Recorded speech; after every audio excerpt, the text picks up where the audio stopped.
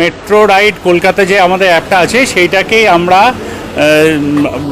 যেটা iOS ভার্সনও আছে এবং গুগল প্লে স্টোরেও আমরা দেখতে পাবো অ্যান্ড্রয়েড ভার্সনে, সেখান থেকে ডাউনলোড করতে হবে প্যাসেঞ্জারদের। এবার এটা ডাউনলোড করে প্যাসেঞ্জাররা যেটা করতে পারবে কিউআর কোড জেনারেট করতে পারবে, যেটা ভ্যালিডিটি হলো 12 আওয়ার্স। এবার এনি টু এনি স্টেশন আমরা করেছি। এনি টু এনি স্টেশন মানে ধরে নেওয়া যাক কেউ হাওড়া ময়দান বা হাওড়া স্টেশনের থেকে কবি সুকান্ত বা রুবি এলাকায়, তারা কিন্তু ওই একটা অ্যাপে একটা টিকিটেই সে ট্রাভেল করতে পারবে এন্টায়ার জার্নিটা। তাকে আর কোনো আলাদা টোকেন বা স্মার্ট কার্ডের জন্য কোথাও লাইনে দাঁড়াতে হবে না। আমাদের মেইন উদ্দেশ্য হলো মানুষকে যাতে কিউতে দাঁড়াতে না হয়।